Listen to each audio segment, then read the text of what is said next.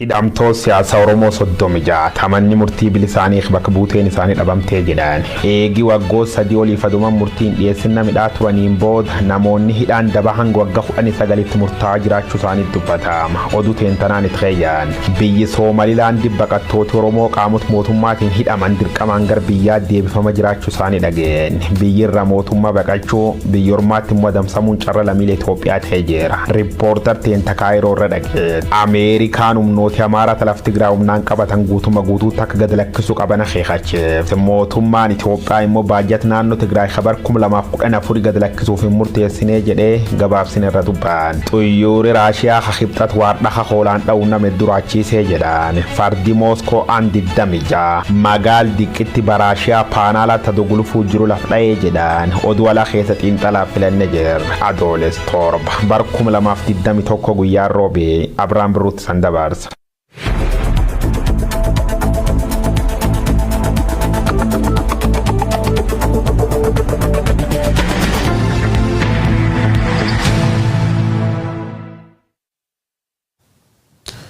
Jira jirtu daawwattoota OMN oduuwwan sa'aatii kana qabannee dhiyaannee jirra. Abrahaam Biruutu oduuwwan sa'aatii kana isinitti himama. Hidhamtoota siyaasaa Oromoo 36 manni murtii bilisaanii kee bakki buuteen isaanii dhabame. Deeggartoota adda bilisummaa Oromoo Shaneetii jedhamuun ilmaan Oromoo 36 bulchiinsa magaalaa Buraayyuu ganda Gafarsaa naannootti hidhamanii kan turan yoo ta'u dhimma isaanii manni murtii kufaa taasisuun bilisa erga jedheen booda bakki buuteen isaanii dhabamuun dhagame. Dassalain Ufeeraa fi Kabbada Gammachiis sababa deeggarsa maallaqaa uummata Wallootiif walitti qabaniif jecha amajjii 13 bara 2013 mana jireenyaa isaanii keessaa butamuun kan hidhamanii turan yoo ta'u yeroo ammaa kana hidhamtoota siyaasaa kana keessatti akka argamanii OMN odeeffatee jira. Hidhamtoonni siyaasaa Oromoo baay'inaan 36 ta'an kunniin turtii yeroo dheeraa booda mana murtiitti kan dhiyaatan yoo ta'u himannaan isaanii irratti banames deeggarsa maallaqaa fi meeshaa ABO Shaneef taasiftu kan jedhu ture. Manni murtii magaalaa Buraayyuu himata isaaniitti dhiyaateef ragaa abbaa alangaa yeroo dhabutti himata sana kufaa taasisuun bilisa isaan baasee ture. Haa ta'u malee garuu poolisiin hidhamtoota kana utuu hin hiikin ji'oota lakkoofsee ture. Hidhamtoonni kunniinis karaa bukaatoo isaanii ajajii mana murtii kabajamuu dhabuusaaf iyyata dhiyeeffachuu isaanii sababeeffachuun manni murtii yeroo lammaffaa akka hiikaman ajaja dabarsee ture. Ajajaa mana murtii kana faana dha'uudhaan guyyaa kaleessaa hidhamtoonni siyaasaa Oromoo kunniin waajjira poolisii Buraayyuu Gafarsaa naannoo keessaa dhabamsiifamuun bakka buuteen isaanii dhibuu maatiin OMN itti himanii jiran. Hidhamtoota kanneen keessaa kan argamu Dassalain Ufeeraa hidhamee guyyaa lama booda abbaan isaa obbo Ufeeraa Balaachoo ilma isaanii gaafachuuf dhaqanii poolisootaan kan hidhaman yoo ta'u haga ammaatti ji'oota 3 oliif waajjira poolisii Buraayyuu aanaa sadaffaa keessatti hidhamanii jiraachuu isaanii OMN odeeffatee jira. Namoonni gaafa addi bilisummaa Oromoo gara biyyaatti galuu isin deeggartoota ABO'ti jechuun hordoffii humnoota tikaa mootummaatiin Buraayyuu irraa hidhaman osoo mana murtiitti dhiyeessin waggaa 3 booda tibbana manni murtii ji'oota 6 haga waggaa 19tti itti murteessu maddeen OMN itti himan. Murtoon dabaa murtaa'es ji'a 6 hanga 19tti kan murteeffame yoo ta'u namoonni itti murtaa'e kunneen Buraayyuu ganda Malkaa Gafarsaa fi Gafarsaa naannoo irraa kan hidhamanidha. Mohaammed Fantaalee bal'ina oduu kana qindeessee jira. Maqaa jijjiiramaatiin gaafa ABO'n gara biyyaatti galuun isin deeggartoota adda bilisummaa Oromooti jechuun hordoffii humnoota tikaa mootummaatiin Buraayyuu irraa namoota hidhaman osoo mana murtiitti hin dhiyeessin waggaa 3 booda tibbana manni murtii murtee dabaatti muruu maddeen Oromiyaa miidiyaa neetwoorkitti himan. Murtoon dabaa murtaa'es ji'a 6 hanga waggaa 19tti kan murteeffame yoo ta'u namoonni itti murtaa'e kunneen Buraayyuu ganda Malkaa Gafarsaa fi Gafarsaa naannoo irraa kan hidhamanidha. Simannaa ABO wal qabatee namoonni godina addaa magaalaa Buraayyuu irraa bara 2011 akka lakkoofsa biyya kanaatti qabaman haga ammaa hidhaa keessatti gidirfamaa jiru.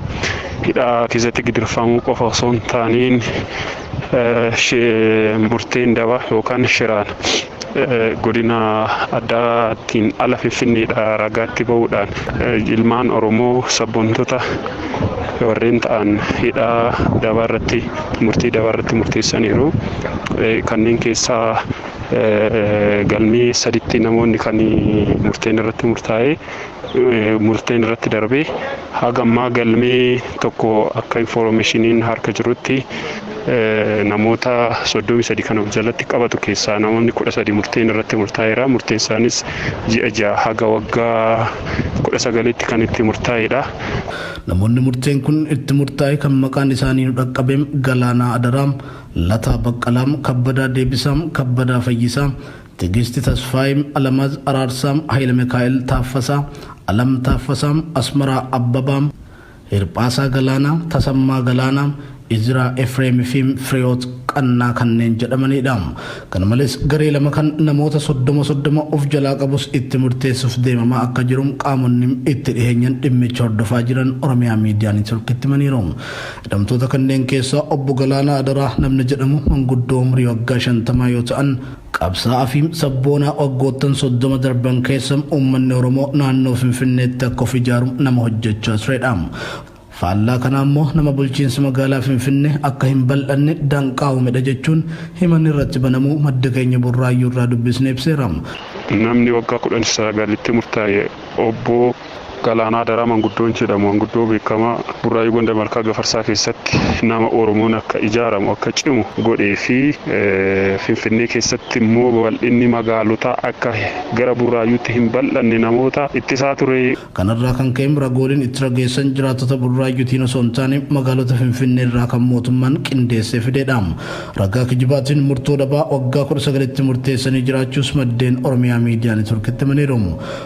Kutaalee Oromiyaa hedduu keessatti namoonni humnoota mootummaatiin hidhaman osoo mana murtiittiin dhiyaatin manneen hidhaa fi buufataalee poolisaa magaalaa keessatti dararamaa jiraachuu gabaasaa turuun keenya ni yaadatama.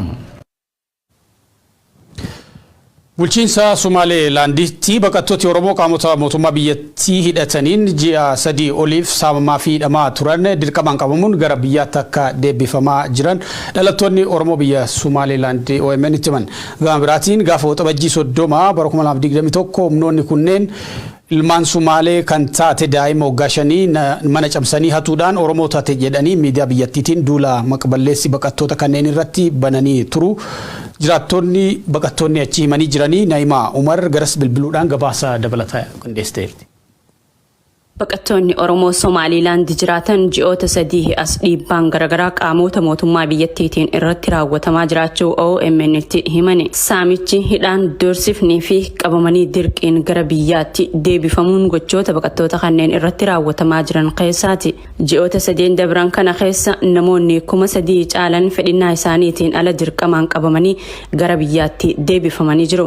Kanneen dirqamaan gara biyyaatti deebifaman keessatti namoonni waraqaa baqattummaa qabanii fi kan qabnes keessatti kan argaman ta'uun ni dubbatama. Kana malees gochoonni maqaballeessi garaagaraa irratti raawwatamaa jiraachuu dubbatu baqattoonni kunneen. Gaafa waxabajjii 30 bara 2021 humnoonni kunneen ilmoo Somaaleetan taate daa'ima waggaa 5 mana cabsanii hatuudhaan Oromootu hate jedhanii miidiyaa biyyattiitiin duula maqaballeessi baqattoota kanneen irratti banuun uummanni biyyattii akka mana hin kireessinee fi kan keessa turanillee keessaa yaasaa akka jiraniitu himame. Dhumate kana guyyaa 30 baatii jaafaa bara 2020 takka daa'imni waggaa 5 tokko kan nama Somaaleetan taate halkan walakkaa mana cabsuudhaan qaama hin beekamneen hatamtee turte. Akkuma daa'imni kun hatamteen guyyaa itti aanummaas daa'imni kun yeroo argamtu miidiyaan biyyattii wal jalaa fuudhuudhaan daa'imni hatamtee nama Oromoo to'ate kan hates qabamee jira Oromoodha. Akkasuma ammas isaan gareedhaan hatan daa'ima kana jedhanii miidiyaa irratti oduu sobaa tamsaasanii. Dararaan baqattoota Oromoo kanneen keessummeessaa jiran kana qofaa miti kan jedhu namni kun tibbana mootummaan biyyattii baqataan biyya biroo kanas keessa jiraatu hundi magaalattii keessa gadi bahee dalagachuuf ji'a 3 doolaara 50 mataa mataatti mootummaaf galii galchuu qaba. Hin kafalu taanaan hojjetee jiraachuu hin danda'u jechuun seera haaraa baasee jira jee. Kunis ammoo baqattoota hojii guyyaa hojjetanii maatii ofii jiraachisan kanaaf hedduu ulfaataadha. Kanaaf baqattoonni kunneen rakkoowwan irra gahaa jirtu tana sababeeffachuudhaan guyyaa dheengaddaa adoolessa 5 bara 2021tti namoonni dhibbootaan lakkaa'aman waajjira UNHCR duratti hiriira bahuun sagalee dhageessisaa turani. Sagaleen teenya haa dhaga'amtu, rakkoon teenya haa laalamtu jechuun gaafii gaafachaa akka turanii fi itti gaafatamtoonni waajjira mirga baqattootaaf falmu UNHCR gadi bahanii baqattoota kanneen dubbisanii jiraachuu himuun garuu hanga ammaatti rakkoon furame akka hin jirre dubbatu baqattoonni Oromoo Somaalilaand jiraatan kunneen. Rakkoon kun guyyaarratti lakkumaan hammachaa dhufte osuma rakkoon kun itti fufee jiru ammas bifa biraatiin rakkoo addaatiin nutti dhufanii kunis maali namni kamiyyuu taanaan namni hayyama baqattummaa qabus baqattootas tahee asaayimsii karoonni biyya kana keessa jiraatan martinuu ji'a sadiitti $50 akka kafalanii yoo kana hin kafalan taate akka manaa gadi hin baane jaanii mataa baay'ee rakkisaa jiranii baay'ee dararaa jiranii. Dhumarrattis baqattoonni kunneen dhaamsa isaaniitiin hawaasni Oromoo addunyaarra jiran dhaabbilee addunyaattis nuuf iyyuudhaan sagalee nuuf tahaa jechuun dhaammatani. Mootummaan bajeta naannoo Tigraay gadhiisuuf murtoo irraa akka hin gahin ministeerri maallaqaa natti himan jechuun gaazexaan riippoortar gabaasee jira. Ministeerri maallaqaa Ahmed Shidee gaazexaa kanatti akka himanitti taateen Tigraay keessaa haaraa waan taateef bajetii naannichaa akka bara 2014 akkamiin akka gadhiifamu irratti ammatti tilmaamuun hin danda'amne jedhan. Manni maree bakka bu'oota uummataa wiixata darbee bajeta bara 2014 birrii biiliyoona 500 biliyoona 61 sagalee guutuu raggaasuun ni yaadatama. Kana keessa bajetii naannoo Tigraay biiliyoona 12 yoo ta'u akka ministeerri maallaqaa jedhanitti bajetii naannichaa akkamiin akka gadhiifamu irratti kaanseeraa ni barbaachisa. Waraana Tigraay keessa akka ji'oota 8 lakkoofse booda mootummaa federaalaa lola dhaabuu erga labsee 7 guutee jira. Bajeta bara 2014 keessa birriin biiliyoona 200 fi biiliyoona 3 deeggarsa naannoleef jedhamee jira.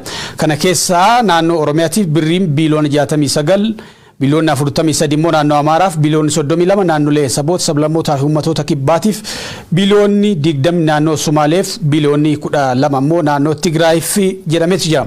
Filannoon naannoo Tigraayitti bara darbee filatame mana maree federeeshiniitiin beekamtii dhabuu isaatiin bara 2013 darbe keessa bajetii deeggarsaa akka hin kennamneef dhoowwameef ture. Naannoo Tigraayiif karaa caasaa mootummaa aanaalee magaalotaa fi bulchiinsa gandootaa beekamtii qabaniitiin qofa bajetii kennamaa ture jedha gabaasi kun.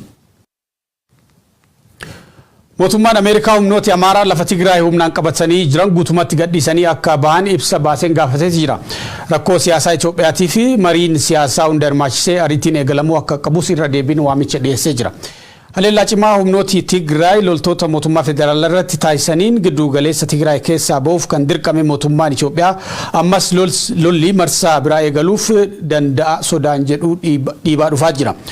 Sababaan lola yeroo ammaa sodaatamaa jiru kanaan ammoo maqaa ristii deebisuu jedhuun humnooti Amaaraa fi loltooti mootummaa federaalaa lafa bal'aa karaa kibbaa fi lixa Tigraay humnaan qabatanii turuu isaaniiti. Haa ta'u malee humnooti Amaaraa kunniin dhimma kanarratti deeggarsa seeraa fi siyaasaa biyya keessattis ta'ee hawaasa idil addunyaarraa argachaa waan jiran hin fakkaatu. Ministeerri dantaa alaa Ameerikaa Antooni Blinken ministeera muummee Abiy Ahmed bilbilaan dubbisuu isaanii kan ibsi dantaa alaa Ameerikaa humnooti Amaaraa lafa Tigraay humnaan qabatanii jiran guutumatti gadhiisanii ba'uu qaban jechuun ejjennoo mootummaa Ameerikaa ifa godhetti jira. Humnoonni Amaaraa fi Eritiriyaa guutumatti lafa Tigraay keessa ba'uu qabu.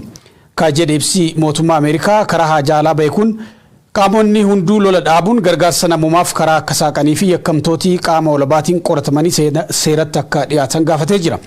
Kana maleellee daandiiwwan gargaarsaa gara Tigraay geessan cufamuun riqicha kutuu fi tajaajila hawaasummaa uummatarraa ugguruun hammeenya guddaadha jedhee jira. Yaaliin daangaa naannolee gidduu fi sadarkaa biyyaatti humnaan jijjiiruuf taasifamus faallaa heera mootummaa biyyattii waan ta'eef dhaabbachuu akka qabu jabeessee gaafatee jira. Rakkoo siyaasaa Itoophiyaa keessatti deemaa jiru humnaan osoo hin taane marii siyaasaa hunda hirmaachiseen furuutu murteessaadha jechuun waamicha godheeti jira. Odeessa maddeen alaarraa arganneen xiyyaarri kibxata darbe namoota 28 fe'ee Raashiyaa bahaarraa ka'uun achi buuteensaa dhabamee caccabaansaa argamuu aangawoonni himan. Balaa xiyyaaraa kanaan daa'ima tokko dabalatee hojjettoota xiyyaaraa 6 fi imaltoota 22 xiyyaaricha keessa turan hunduu dhumuu isaanii miidiyaaleen gabaasanii guyyoo waariyoo gabaasa maddeen garaagaraa qindeessee jira. Other parts of the plane were found about 5 kilometers from the airport's runway in the town of Palana. Caccabi xuyyuur Raashiyaa kan namoota 28 baatee dogulu fuqlee wargamullee warri hin deeqatan kee jiru tokkollee ni namnee jedhaan. Xuyyuuri maqaan dhaloota sa'aan 26 jedhamu kuneen Khibxat ganam namoota 28 baatee Raashiyaa gamil boruu yookaan kutaba biyyattii irra kaayi. Imaltuu immoo laf Paalaana jedhamu deemaa jedhaan. Warri buufata xuyyuur Paalaanaa keessummaa isaanii tan eeganii dadhabnaa war gulufsiis qunnamuuf yaalan. Dubbiin hin ta'an neetwoorkiin qunnamtiilee addaan ce'e. He then crashed the aircraft into the French Alps. Xuyyuuri kun qubachuuf yookaan hafuur fudhachuuf daqiiqaan 10 qofa haftuuf buufata xuyyuur kanarra laf kiiloomeetira 9 fagaatirra afaan isa dhabaan. Akka warri sordofaatu dubbatu duub fardi kun teeffachuuf jennaan dhaqa hoolaan dha'uusaa dubbatama. Achiin duub qarqar galaan biyyattii biyya nyaachuu warbaate deemuun cufraachiisee jedhu. Ibsi marsaaritti kuta bulchiis naannoo kaamchataa kaarra argad jechuun BBC'n gabaaseen. Bulchaan naannoo suni Vilaadimiir Solookoo cacaacab xuyyuura qarqar galaana dhaattu walitti qabu himoon. Daa'im diqqa tokko dabalatee hojjettoota xuyyuura jaafi maltooti 22 dhumuu miidiyaaleen gabaasan. All 28 people on board are believed dead, but so far no bodies have been recovered. Bala xuyyuura kamagaal diqqayyoo namooti 2,900 qofti kee jiraatan irra lubbuu qulqulloo 28 nyaati jedhaniin. Barbaad jabaan booda reeffi namoota dhumanii argamullee naannoo galaan deebriisiin lafti dukkan waan taateef reef namoota cufa argachuu hin dandeenye jedhan. The aircraft was made in 1982. It has a valid certificate of airworthiness. Balaan deeqi Raashiyaa ka televizyiiniin biyyattii cacaacab xuyyuuricha laf kiiloomeetira 5 fagaat farra walitti qabuu jirjedhan tanaan duub sababidduu jedhamu jira. Bakki itti deem ga'uuf miil gad rarraafate yoo jedhu lafti duumessaa furji jabduu waan dukkanoofteef qunnamtii war buufata Paalaanaa waliin qab jala miliquus Associated Press barreesse. Ajansiin oduu Raashiyaa ka Ruusiyaa Interfax News jedhamuun beekamu immoo xuyyuuri lafa arguu dadhabe dhaqa nyaate nam gatee yoo jedhu. Bulchiinsi kuta bulchiinsi dheed kaamchataa kaattirra guddaa waajjir geejjib laftanaa rakkoo balatana qulqulleessine dubban jechuus Aljaziiraan balbaloomse. Heavy fog may have caused the plane to go off course. A criminal investigation is underway. Daawwattoota OMN oduuwwan sa'aatii kanaaf qabannee goolabneetti jirra. Qophiileen OMN tufuu daawwadhaa.